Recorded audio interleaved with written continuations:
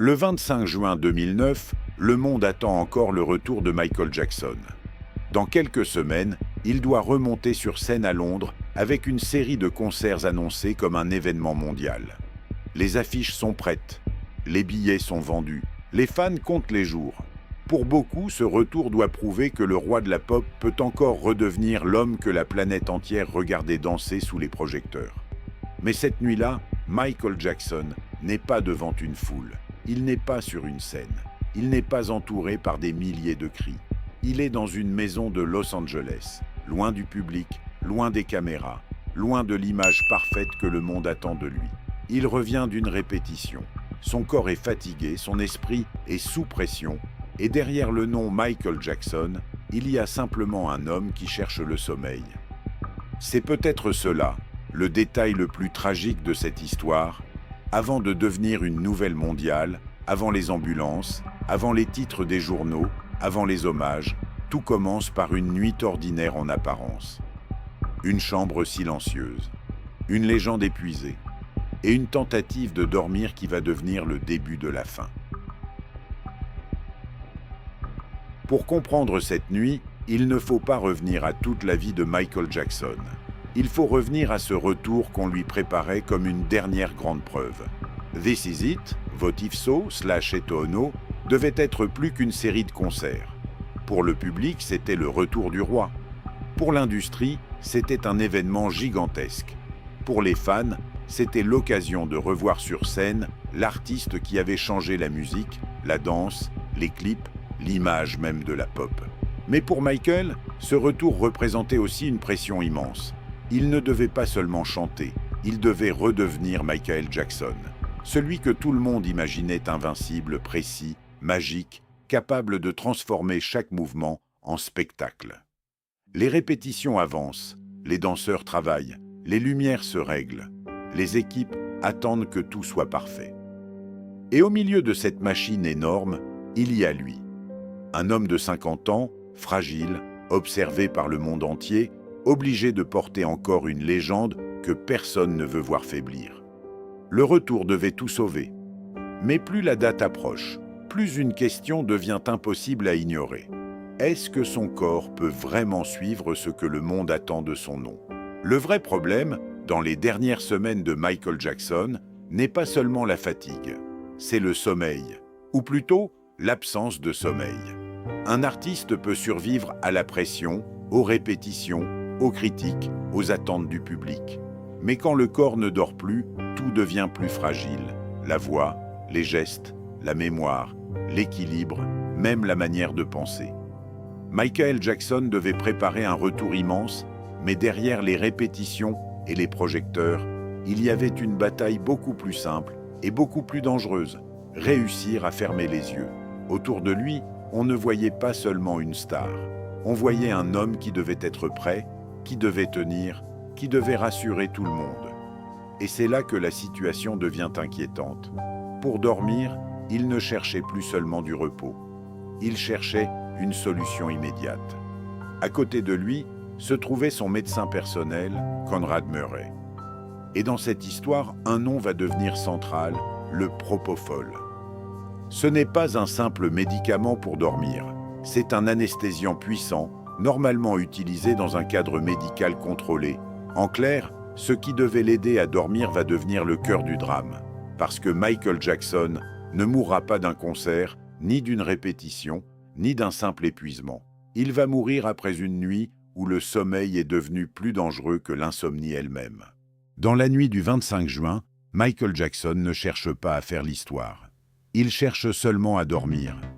Après la répétition, il rentre chez lui, dans cette maison de Los Angeles où tout semble encore sous contrôle.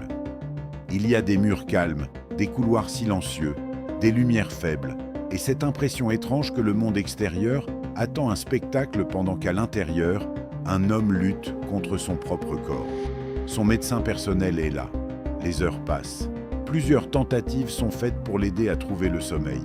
Mais le repos ne vient pas vraiment. Alors arrive le moment le plus dangereux de cette nuit, l'utilisation du propofol. Ce produit n'est pas un somnifère ordinaire. C'est un anesthésiant puissant, un médicament qui doit normalement être utilisé avec une surveillance stricte, dans un cadre médical adapté. Dans cette chambre, il devient une solution risquée à un problème qui durait depuis trop longtemps. Après cela, tout bascule. Michael Jackson ne se réveille plus normalement. Sa respiration devient un problème. Son corps entre dans une situation critique. À partir de là, chaque minute compte.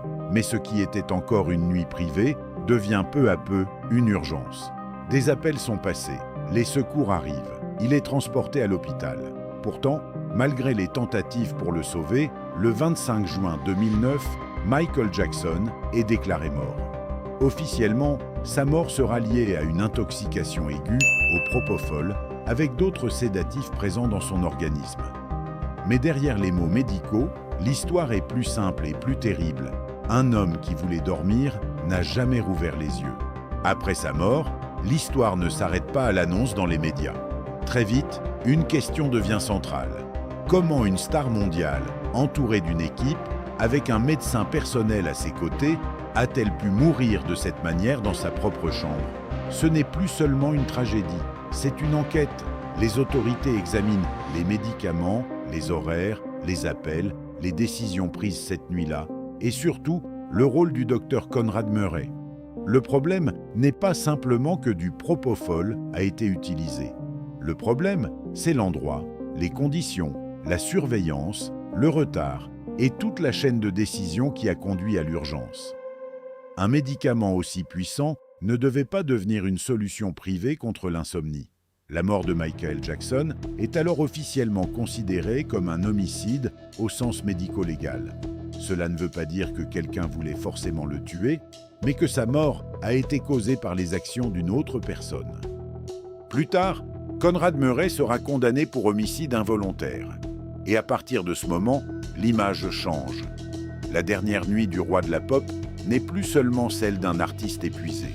Elle devient aussi le symbole d'un échec médical, d'un entourage dépassé et d'une question terrible. Aurait-il pu être sauvé si quelqu'un avait agi autrement? Quand la nouvelle tombe, le monde s'arrête presque en même temps. Michael Jackson est mort. D'abord, c'est une information difficile à croire. Puis, elle envahit les écrans, les radios, les journaux, les rues, les conversations. Devant l'hôpital, devant sa maison, devant son étoile à Hollywood, les fans arrivent avec des fleurs, des photos, des larmes et des chansons. Quelques heures plus tôt, il préparait encore son retour. Maintenant, le retour n'existe plus. Il ne reste qu'un silence immense, là où le monde attendait la musique. Mais cette mort ne ferme pas seulement une carrière. Elle révèle quelque chose de plus profond. Pendant des années, des millions de personnes ont regardé Michael Jackson comme une légende, presque comme un être impossible à atteindre. On attendait de lui qu'il danse encore, qu'il chante encore, qu'il prouve encore qu'il était le roi de la pop. Pourtant, ces dernières heures racontent une vérité beaucoup plus fragile. Derrière la scène, derrière les projecteurs, derrière le mythe, il y avait un homme épuisé qui voulait simplement dormir. Et c'est peut-être pour cela que sa fin a autant marqué le monde. Parce qu'elle n'a pas seulement brisé l'image d'une star. Elle a rappelé que même les plus grandes légendes peuvent disparaître dans une chambre silencieuse, loin du public, au moment même où tout le monde attend encore leur retour.